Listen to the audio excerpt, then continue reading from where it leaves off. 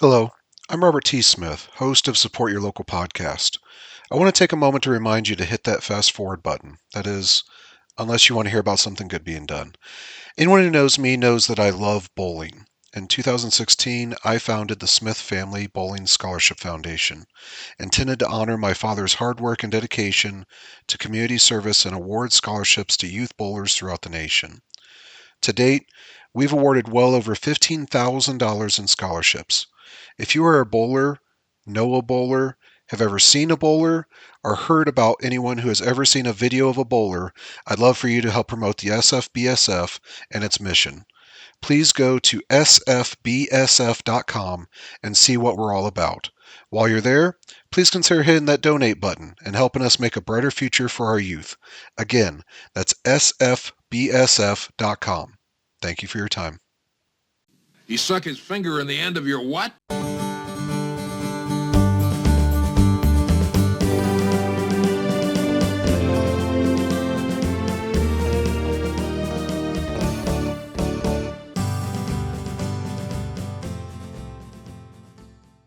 Howdy, everyone.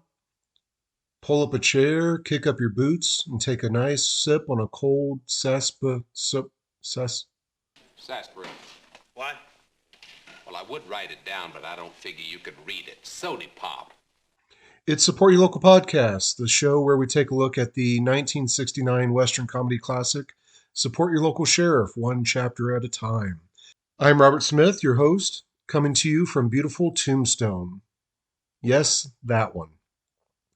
Today we're going to take a look at Chapter 7, Prudy's Bad Day. Given what we've already seen in the movie, I'm curious to see what could possibly else go wrong with poor Prudy. Where we left off, we now have a sheriff. So we have the titular sheriff in town, and he's already arrested Joe Danby for the murder we saw at the beginning. So the movie should be wrapping up fairly soon. No further things should come of that. Just peace in the valley and then calm and quiet from here on out. So we'll see what else we have left. But before we jump into today's chapter, I do want to kind of give a bit of a lay of the land for you so you can kind of get a feel for not just the time frame that the movie is set in, but also the time frame that the movie was released in. So it's a little segment, if you haven't heard already, that I like to call It Came in 69. That gun had gone off, it had blown right up in the face. Now, it wouldn't have done my finger a hell of a lot of good either, would it? In 1869, there is a patent filed for margarine in France, fake butter. I can't believe it's not butter. The Innocents Abroad by Mark Twain goes on sale after printing by the American Publishing Company. It becomes Twain's best-selling work during his lifetime. The Irish Church Act of 1869 is given royal assent by Queen Victoria, disestablishing the Church of Ireland effective January 1st, 1871. Following up on the royalty, let's skip ahead 100 years into 1969, where Prince Charles is invested with the title Prince of Wales in a televised ceremony. One of the founders of the Rolling Stones, Brian Jones, dies at 27 years of age. His body was found at the bottom of Cochford Farm swimming pool. The Zodiac Killer in California shoots a waitress in Vallejo. The shot is fatal, adding the woman to the list of victims of the unknown notorious murderer.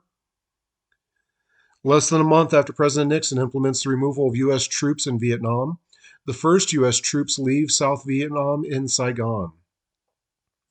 The final approval to make the French language equal to English throughout the national government is given to the Canadian House of Commons.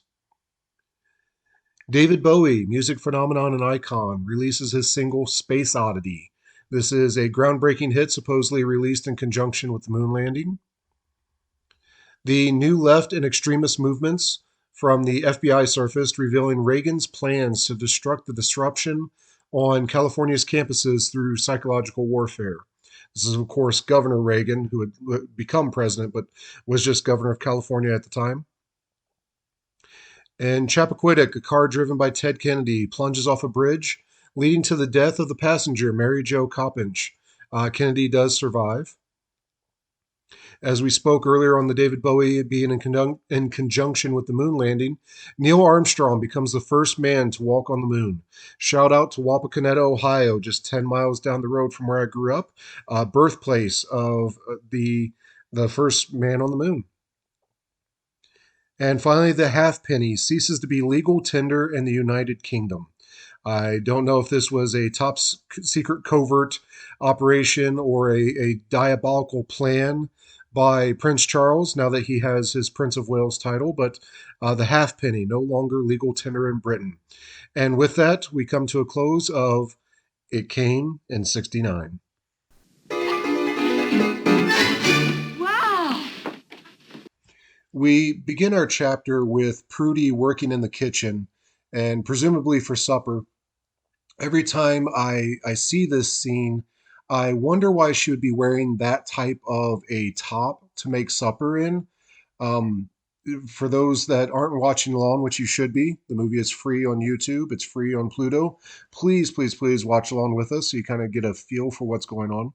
But she's wearing this kind of lacy, I don't know my fabrics, but chiffon comes to mind. I think it's chiffon. I have no idea if it's chiffon.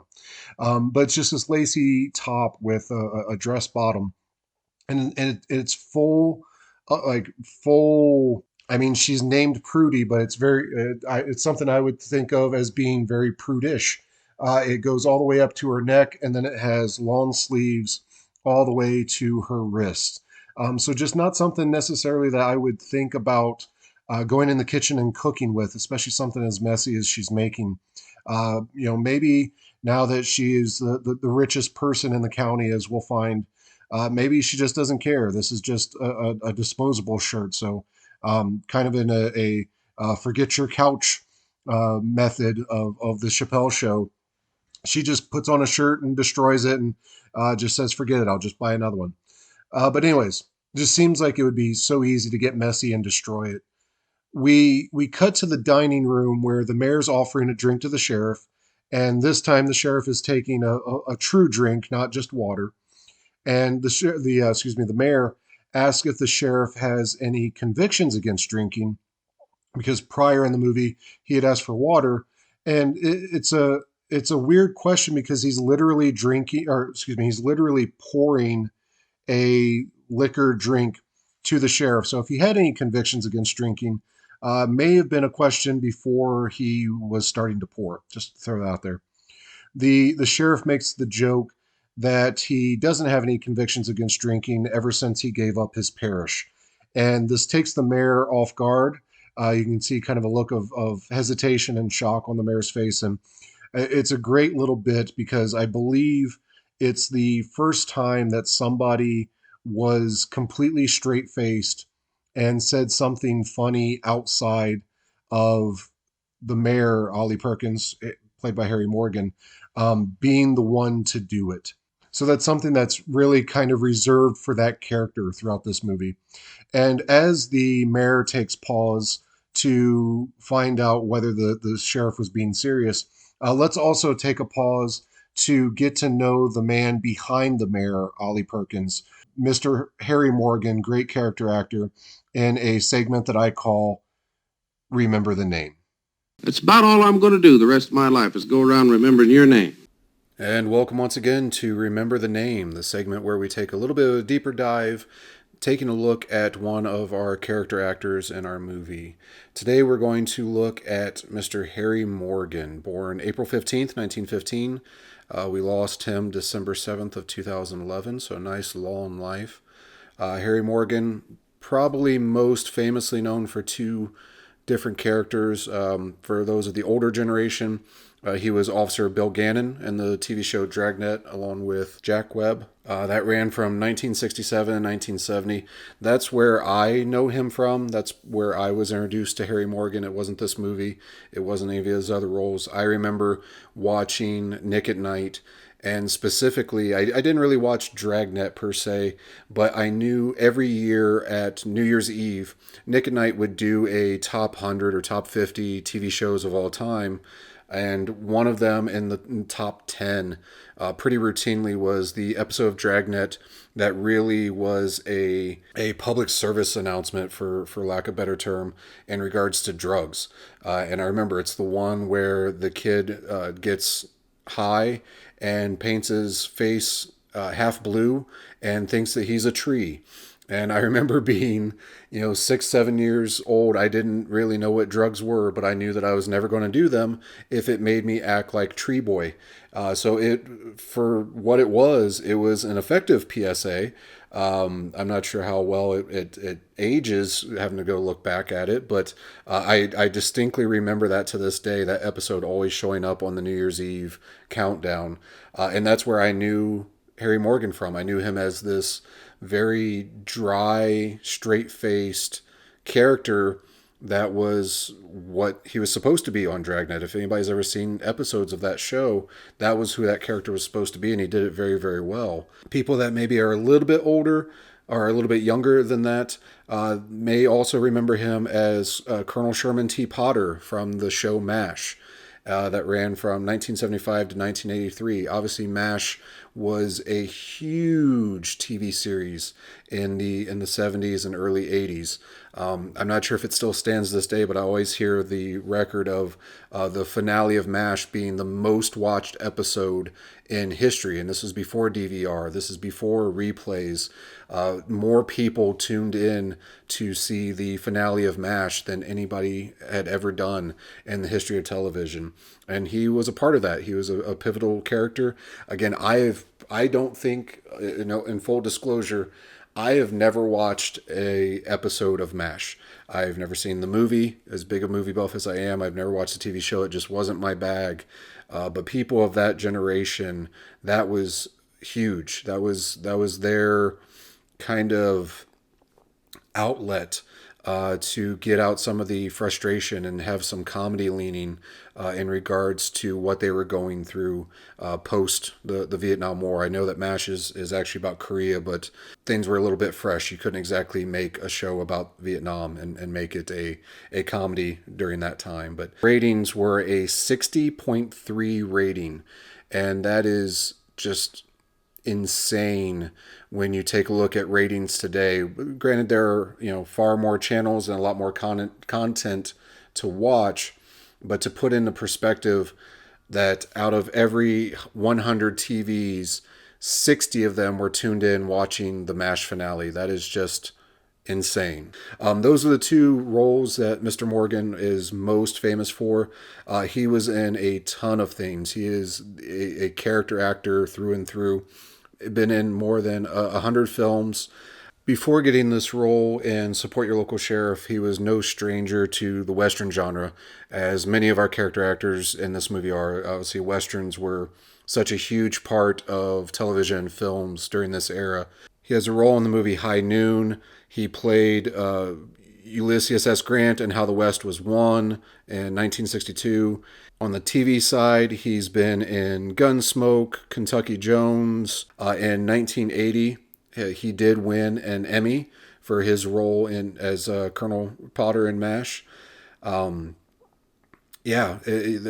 Just his delivery and comedic timing ring true in this movie and in the future as we get to Support Your Local Gunfighter.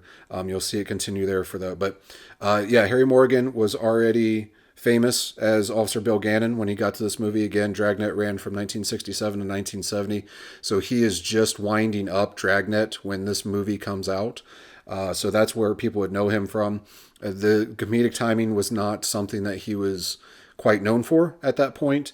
That's something that would come a little bit later as he started on MASH. But yes, that's a little look at one of our main actors, the mayor of the town here in Support Your Local Sheriff, Mr. Harry Morgan.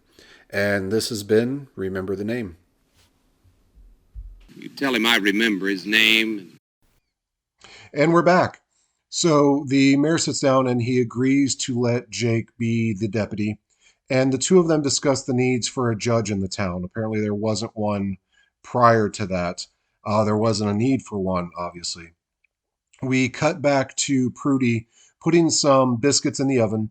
and we hear some food frying on the top of the stove. She takes a glance out the dining room door, and she's seen admiring the sheriff. And whoop, whoop, whoop. That leads to our trope alert for the episode. So far, and spoiler throughout the rest of the movie, Prudy is the only female actress kind of role in this movie. You know, we had Miss Danvers for a brief moment last episode, but Prudy is really the only female actress in this movie, and so of course she's going to fall for the lead. In the westerns, for whatever reason, you have to be able to ride off into the sunset with your female leads, and they live happily ever after. It's just a trope that goes throughout the westerns. There's always, you know, the Angie Dickinsons of Rio Bravo. It's just something that always happens. It's definitely not just a western trope, but a trope of movies of that time frame throughout. The music does swell along with this, and it's to make us lead us to believe that she is starting to develop feelings for the sheriff. She, for whatever reason, wipes her hands on her cheeks. Unfortunately, they were covered in flour, so now she has these long flour streaks along her cheeks, and it gives her the the look of what it brings to mind for me is every time I see this, it reminds me of the commercials back in the 90s. Perhaps you'll remember them along with me. I believe it was for Rice Krispie treats, but it was of the mom sitting in the kitchen, not doing anything, hanging out, snacking. And then when she hears the family coming in, hurrying up and throwing flour on her face, and she dips her hand in the fishbowl and splashes some water on her face and kind of dishevels her hair just to make it look like she had been slaving in the kitchen all day. And then she pulls out a tray of I'm almost certain it was Rice Krispie treats, but she takes these out and then goes through the kitchen door into the dining room, and you hear the family praising her. Oh, hey, you made them, blah blah blah. It's just one of those commercials that sticks out, and every time that I see Prudy's face after wiping the flour on, I can't help but be reminded of that. With a little bit of liquor to loosen his lips, the mayor goes on a rant about how he's not looking forward to the good old days of the wild, wild west and the frontier going away. As you all know, once law and order is established, the next thing that comes in is the church. The sheriff agrees that that's usually the order of things.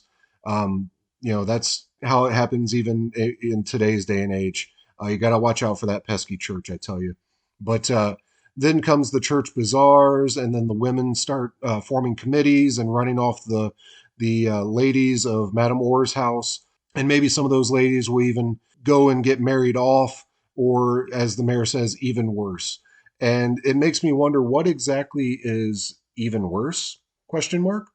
You know, maybe they have a really good life at Madame Orr's. It seems like everybody's having a fun time there, whatever may be going on there. Maybe some of them will have a good time being married off. Some of them will depart, like Mrs. Perkins did with Ollie. We'll see. We get a good bit of acting in regards to the mayor in this chapter. Um, Harry Morgan, as we said in our Remember the Name segment, is just a real gem. And I love watching his facial reactions and just the way he talks out of both sides of his mouth in regards to most things. Prudy proceeds to remove some type of meat. It looks like maybe pork chops from the stove, and is putting them on a plate when she backs her dress too close to the stove, and we see the bustle start to catch fire down at the bottom. And though this is obviously done for comedic effect, I have to question the fact that she can't feel fire literally on her butt. By the time the fire gets going, you can see it flaming all the way up around her waist. So it's not a matter of it being a big poofy dress with, plenty of room separating herself from the fire. This is forgive me for being indiscreet if I'm saying this. Um, this is a relatively form-fitting dress, and one that you can see the fire literally touching her. So the fact that she can't feel fire there doesn't necessarily bode well for any future husband. Just saying what I'm saying, and I'll just leave that there for whatever you want to read into. She carries the food into the dining room, and the sheriff immediately sees that her backside is in flames. And so he naturally grabs a jug of water off the stand and starts dousing her down with it. And Prudy, you see, begins to get offended by it. The mayor jumps up and he grabs Prudy because he knows that she's probably going to haul off and hit the sheriff, knowing her temperament.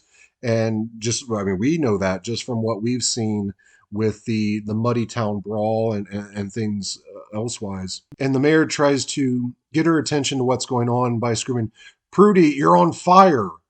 And this is the only time that she actually realizes what was going on. She asks the mayor, "What do you mean I was on fire?" And she turns her back to the camera, and we see the damage the fire did to the dress and her undergarments. But Prudy doesn't actually ever look back there. She turns back around and rants about having the worst luck that day. However, I wonder what exactly she was doing turning around, because the mayor already knew she was on fire. The sheriff already knew she was on fire, and she was supposedly looking to verify for herself that she was on fire. But if you look, she never actually looks at the damage before turning back around. It's literally her turning to the camera just for us, the audience, to see what's going on. If you pause it at the right moment, roughly about 3 minutes and 28 seconds into the chapter, uh, keep a look on Harry Morgan during this time, because as she's going off, you can see that he thinks that his face is obscured enough that you can't see him, but we can. And we catch him smiling and cracking up just a little bit. It's a nice little touch that if you're focused on Prudy as you're supposed to be, you won't notice. But looking in the background, I noticed him starting to crack up a little bit.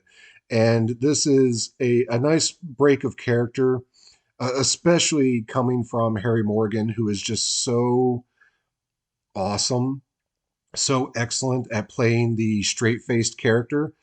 To see him crack up a little bit it got me to laugh just a little bit. As Pretty storms off, the mayor defends her a bit, saying that she had been through a lot in life, both getting rich quickly overnight and then puberty hit her very hard. The sheriff was not aware that puberty could do that to you, and the mayor almost screams at the sheriff that it can. And I found that very interesting that the mayor would have that type of anger in the situation, mainly to aim it at the sheriff because of how we saw his attitude change once he saw what a gunsmith the sheriff was, but also just with the character in general. It makes you wonder just how hard did puberty not only hit Prudy, but the mayor having to raise a daughter during that time frame, and whether or not, because we see at the time of the funeral at the beginning of the movie, it's to we're under the assumption that Mrs. Perkins had already departed. Again, not died, just departed. So when exactly did that take place? Did Prudy have to go through these changes in life with just the mayor to kind of help guide her through that, and the difficult situations that I'm sure that led to? The mayor gauges the sheriff's interest in his daughter, and he reminds him that she is the richest girl in the area, and she is the sole owner of the Millard Frymore Memorial Mining Company. And if you remember back to the beginning of this movie, Millard Frymore was the corpse that they were carrying out to the funeral and the grave that they found the gold in. So it was a nice touch to know that, poor Millard, or whatever his name was, that they honored him by naming the mining company after him. Um, in today's day and age, I look at and wonder, if Millard Frymore did have a family, if they would be able to now stake claim to the Perkinses' riches and royalties because the mining company was named after him. But 1869, it was a little bit different. The mayor picks up one of the pieces of meat and he says, "Well, maybe I can fry us up something to eat." This is interesting because though Prudy was on fire, she didn't really burn the food that we know of. As far as we know, she had cooked it normally and she was just carrying it out to the table. It didn't appear to get the water splattered on it. Not that I necessarily think that would have ruined anything, but it leads the question whether Prudy is actually as good a cook as the mayor made the sheriff believe that she was when he was selling on him, living with them. But also, if you notice, she had put a batch of biscuits in the oven prior to going to the stove and getting the pork chops or whatever the meat was ready to take out to the dining room. So, since Prudy stormed off to her room and the two men are still there in the dining room, the biscuits are being unattended. So, I'm left to wonder if they are currently burning inside the stove or if anyone is going to take care of them. Otherwise, they weren't coming out in time for the dinner that she was preparing. So, were these dessert biscuits? Was it something that wasn't meant to be had with the meal? I'm just confused. We end the scene with the sheriff leaving for the night to relieve Jake of his duty for the shift, and he walks out to take a glance up the stairs, and he mutters the word puberty. It's just a nice little touch. It's a little joke. I crack every time I hear it. Harry Morgan is seen scratching his head and he's turning back towards the dining room, hopefully to take care of the biscuits. Or maybe he's just wondering to himself what that burning smell was. Was it Prudy or was it the biscuits? And we end our chapter with that. We will return next week with chapter 8. Until then, please, please, please, if you have not, please check us out on our social media platforms. We are at Facebook, Instagram, YouTube at Support Your Local Podcast. You can find this podcast on any of your favorite podcatchers.